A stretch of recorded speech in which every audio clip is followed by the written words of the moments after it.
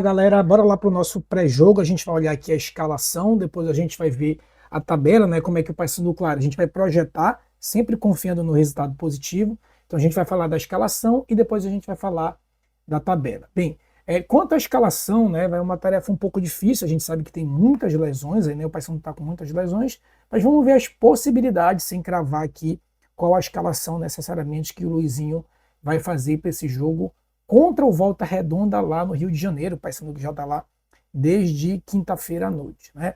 Então bora lá. Goleiro, acho que a gente não tem dúvida, né? Matheus Nogueira aí, titular absoluto, vinha falhando nas últimas partidas, mas contra o Volta Redonda fez aquela defesa milagrosa, contra o Bahia não teve culpa no gol, então me parece aí que certamente o Matheus Nogueira vai ser titular e absoluto. O miolo da zaga também a gente não tem muita dúvida, porque o Quintana está machucado, então a gente só teria aí Luan Freitas e Novilho, né? Outra opção seria o Luca, mas me parece aí que essa dupla, inclusive o Luizinho vai ter um problema quando o Quintana tiver condições, porque o Novilho vem entrando muito bem ali pelo miolo da zaga, né? Atuando um pouco mais ali pela esquerda. Bem, quanto à lateral direita, a gente tem aqui outra missão difícil de cravar a escalação, porque ele vinha alternando Brian e Edilson, né? A gente imagina que ele colocou o Brian na última partida contra o Bahia por conta daquela mudança lá em relação à posição do Heverson, né? Mas eu acredito, como ele vinha mantendo o Edilson antes, né, nas últimas partidas, eu creio que ele vai manter o Edilson, né? Então acho que vai ser aqui o Edilson podendo ser o Brian Borges. Na esquerda, a gente imagina que possa ser o Heverson, porque o Heverson vem atuando em todas as partidas, mas sempre considerando que ele pode colocar o PK para o PK, de modo que o PK atue aqui com esses dois como uma espécie de três zagueiros. Mas como o Paysandu está nessa situação ali no Z4, eu creio que o Luizinho não vai fazer o jogo como ele fez contra o Operário, né? Se manter ali para segurar um pontinho. Eu creio que ele deva, de uma certa forma organizada, né, com inteligência, mas arriscar. Então, pode ser que ele coloque o PK para formar uma linha de três zagueiros, né? Mas creio que talvez ele vá aqui com o Heverson mesmo para manter o esquema tradicional ali do lateral, que ora apoia, ora defende. Bem, quanto aqui ao nosso miolo de cabeça de área, vamos dizer assim, né, primeiro e segundo volante, a gente não tem muitas alternativas. Lembrando que o Ramírez está machucado, Vilela levou o cartão vermelho e está suspenso. Então a gente teria ali na cabeça de área Espinosa barra Dudu Vieira, a outra alternativa poderia ser Espinosa barra André Lima ou vice-versa, enfim.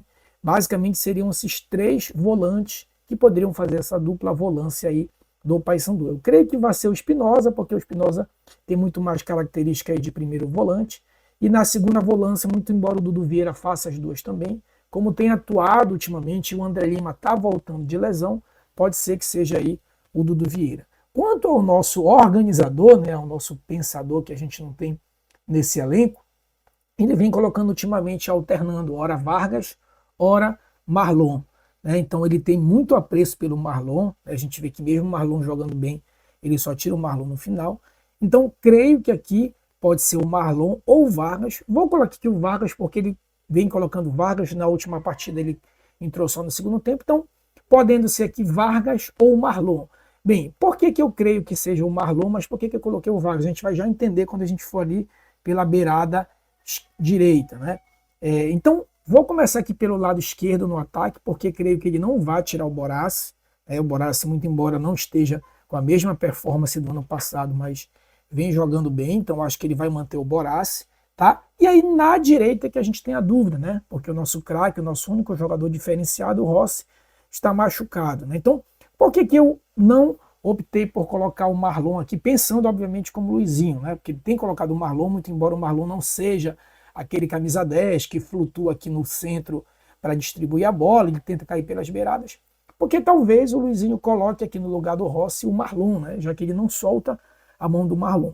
Do contrário, ele deixa o Marlon aqui no centro, né? Que na verdade acaba não atuando muito no centro, e aqui na direita a gente teria a possibilidade do Del Valle, que poderia ir para a esquerda e o Borace para a direita, teria o Cavalieri, que poderia ir para a esquerda e o Borace para a direita, né? Então pode ser que ele coloque o Borace lá na direita, já que o Borace atuou assim contra o Bahia, né? Então realmente essa posição aí, a gente tem vários concorrentes, né? Tem o Eliel, o Marcelinho não sei se viajou, né? Então no último jogo, no lugar do Rossi, ele colocou lá contra o Operário, ele colocou o Marcelinho, que não foi tão bem, né? Mas creio que ele não deva repetir o Marcelinho, né? Então vamos ver quem ele vai inserir aí no lugar do Rossi, ou botando o Boraci lá para a direita. No comando do ataque, a gente também tem poucas soluções, né? Benítez ou Nicolas. Bem, aí você pode perguntar por que você colocou o Benítez se na última partida ele colocou o Nicolas? Porque antes da última partida, gente, o Bahia foi uma partida atípica, né? Antes do Bahia, ele vinha colocando o Benítez como titular. Como o Bahia foi um jogo atípico, então pode ser que ele coloque e volte a colocar o Benítez, até porque ele mesmo já falou que o Benítez tem muito mais intensidade para ficar marcando ali a saída de bola, né? E não sendo o Benítez, obviamente, que só sobra aí o Nicolas. Então, creio que esse possa ser o time do Paysandu, né? Sempre lembrando que na direita é muito difícil a gente entender como vai acontecer, porque ele pode ter diversas possibilidades aí ali na direita no lugar do Rossi. Bem, bora dar uma olhadinha lá na tabela. Vamos lá dar uma olhadinha na tabela. Como o Paysandu aqui pode se comportar, claro, sempre a gente pensando ali no resultado positivo, né? Infelizmente o Paysandu está aqui numa zona de incômodo com apenas 2 pontos, né? Então o que a gente espera? Que o Paysandu ganhe pelo menos de 6-0, indo a 5 pontos, e aí a gente teria que torcer, né? Claro, a gente sabe que ainda é o início, ainda são 6 rodadas, mas essa posição de Z4 ela é incômoda, então é legal que a gente saia até para isso dar uma tranquilidade para o time. Então é vencer indo a 5 pontos. Né? Botafogo de Ribeirão Preto, que é quem está imediatamente acima da gente, vai jogar contra o Atlético Paranaense lá na Baixada, então acho difícil vencer. Depois dele tem o Atlético, que joga em casa contra o Vila Nova, que está lá em cima, né? Era o líder até ontem. Acho que o Vila Nova ainda é o líder, né? Não, era o líder, né? Mas agora é o Avaí o líder. Então joga contra o Vila Nova, um jogo difícil também. Vamos esperar que seja pelo menos um empate. Então, creio que Paysandu vencendo, ele tem muitas chances de sair dessa posição incômoda aqui do Z4, né? E ainda tem o Operário, que também é o outro concorrente nesse momento, que joga contra o América dentro de casa, mas é contra o América que está brigando lá em cima. Então, é vencer hoje, e a gente está vendo que numa projeção, os times que estão acima do Paysandu, né, há uma projeção forte de que perca um ponto.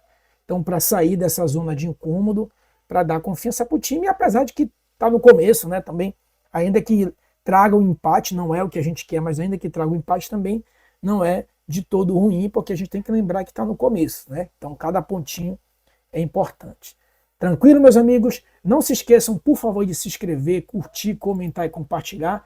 Toda semana a gente tem pré-jogo e pós-jogo do Papão, então não se esqueça de se inscrever no canal Central Papão e não perder nenhuma novidade do Papão. Tá bom? Forte abraço e até a próxima.